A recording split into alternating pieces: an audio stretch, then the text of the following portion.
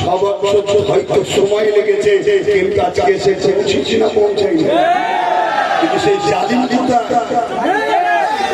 জালিমের খবর কি?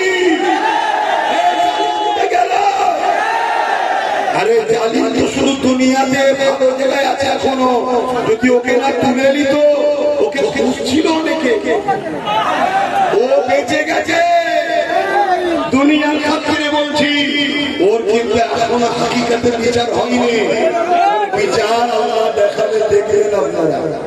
কেন রোজার মাসে মানুষের ইফতারে লাঠি মেরেছে, মায়ের পেটে সন্তান ছিল, সে মায়ের পেটে লাঠি মেরেছে। ওর বিচার এখনো কিচ্ছু হয় না। ওর বিচার দুনিয়ার কোন হুকুমত করতে পারবে না। ওর বিচার সেই মহান সৃষ্টিকর্তা রব্বুল আলামিন যখন করবে, সেটা দেখবে তোমরা।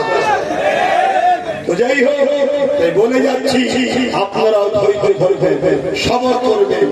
ইনশাআল্লাহ একটা দিন আমাদেরকে আল্লাহ সাহায্য করবে, আরো আরো সাহায্য করবে। এত সময়ের মধ্যে এইভাবে আপনারা অনেকক্ষণ ধরে এসে দাঁড়িয়ে আছে। আমার টাইম দেওয়া ছিল 4:30, সে জায়গায় এসে নামাজ পড়ে স্টেজে আসতে 5টা বেজে গেছে। আমি প্রায় জানতে পেয়েছি ঘটকপুকুর থেকে একভাবে ঘটকপুকুর থেকে গাড়ি চালানোই যায়নি, 5-10 করে হয়েছে। ওই জন্য সময় লেগে গেছে। না হয় হয়তো 4টায় চলে এসতাম। কেন আলিশা ও অনেক করে বলেছিল ওর বাড়ি একবার যাওয়ার কথা। কেন ওর বাড়িতেই আমি দেখতে এসেছিলাম। সব আপনারা জানেন, কথা বোঝাচ্ছে। ও আমার অ্যাকচুয়ালি আহলে সুন্নাত ওয়াল জামাতের ছেলে ছিল, সংগঠনের ছেলে ছিল। সেই দেখতে আসাতে আজকে কি জুলুমের শিকার হতে হয়েছে। কিন্তু এতে আফসোস করলে হবে না। আরে আমি কোথাকার কে? আমার হোসাইন পাক কুফায় যাচ্ছিল মেহমানের বাড়িতে, কুফায় যাচ্ছিল মেহমানের দাওয়াতে। কারবালায় তাকে এটাকে জুলুম করেছে না করেনি? তাহলে আপনি হোসাইনি দাবি করবেন আর আপনার উপরে জুলুম হবে, মন খারাপ করলে হবে না।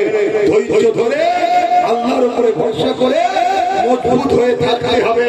আজকে ধৈর্য ধরে আল্লাহর উপরে ভরসা করে মজবুত হয়েছিল। 6 বছর হয়তো সময় লেগেছে, কিন্তু আজকে এসে পৌঁছেছি না পৌঁছাই না। কিন্তু সেই জালিম নেতা জালিমের খবর কি? আরে জালিম তো শুধু দুনিয়াতে ভালো জায়গায় আছে এখনো, যদি ওকে না তুলে নিত, ওকে খুঁজছিল অনেকে, ও বেঁচে গেছে দুনিয়ার খাতিরে বলছি। ওর কিন্তু এখনো হাকিকাতে বিচার হয়নি। বিচার আল্লাহ দেখাবে, দেখলেন আপনারা। কেন রোজার মাসে মানুষের ইফতারে লাঠি মেরেছে, মায়ের পেটে সন্তান ছিল, সে মায়ের পেটে লাঠি মেরেছে। ওর বিচার এখনো কিচ্ছু হয় না। ওর বিচার দুনিয়ার কোন হুকুমত করতে পারবে না। ওর বিচার সেই মহান সৃষ্টিকর্তা রব্বুল আলামিন যখন করবে, সেটা দেখবে তোমরা। তো যাই হোক, বলে যাচ্ছি, আপনারাও ধৈর্য ধরবেন, সবর করবেন। ইনশাআল্লাহ একটা দিন আমাদেরকে আল্লাহ সাহায্য করবে, আরো আরো সাহায্য করবে। এত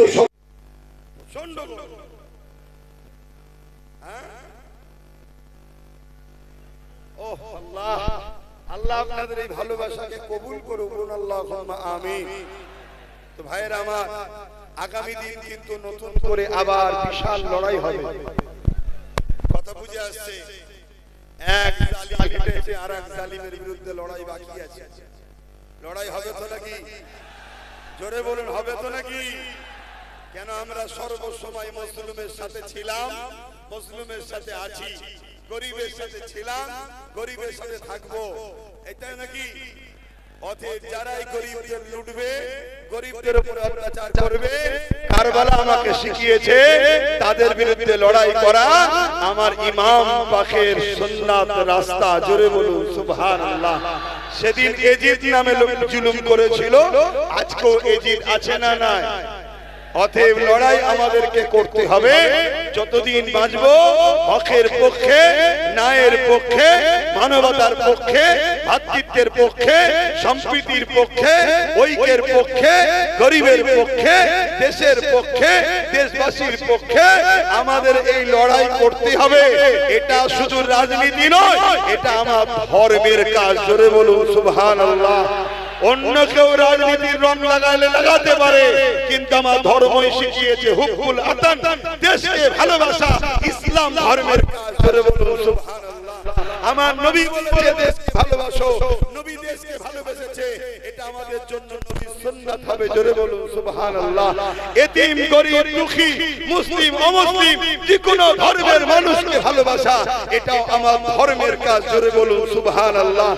আজ দুনিয়াকে রাজনীতি বলতে পারে, অনেক কিছু নামে ডাকতে পারে, সেটা তাদের বিষয়, ওটা আমাদের দেখার বিষয় নয়। আমরা গরিবের পক্ষে ছিলাম, আছি, থাকবো। মানবতার পক্ষে ছিলাম, আছি, থাকবো। অসহায়দের পক্ষে ছিলাম, আছি, থাকবো। আরে জাত ধর্ম আমরা দেখবো না, আমরা দেখবো বাপ আদম মা হাওয়ার ছেলে, আমরা সবাই ভাই বোন। ঠিক না বেঠিক? এই পৃথিবীতে প্রথম দুজন মানুষ ছিলেন, একজনের নাম আদম আর একজনের নাম হাওয়া। এই দুজনের থেকে পৃথিবীতে মানুষ তৈরি হয়েছে। সে আমেরিকা বলুন, ফ্রান্স বলুন, জাপান বলুন, ইন্দোনেশিয়া বলুন, ভারত বলুন, পৃথিবীর যে কোনো মানুষ বলুন, সবার সৃষ্টি এই দুজন মানুষ, নারী আর পুরুষ থেকে। তাই আমরা সবাই এই দিক দিয়ে মুসলিম, হিন্দু, দলিত, আদিবাসী, শিখ, পাঞ্জাবি, আমরা সবাই বাপ আদম মা হাওয়ার ছেলে মেয়ে, আমরা সবাই ভাই বোন। তাই প্রত্যেকটা অসহায় আমরা দেবো।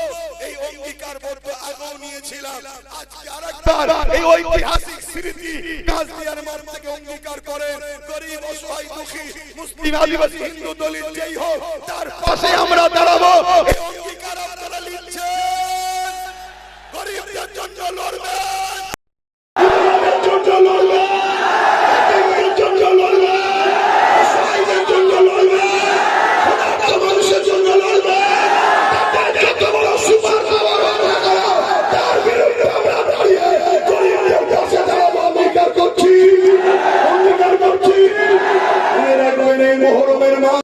আমার ইমাম পাক তিনি নিজের পুরো পরিবারকে শহীদ করেছে।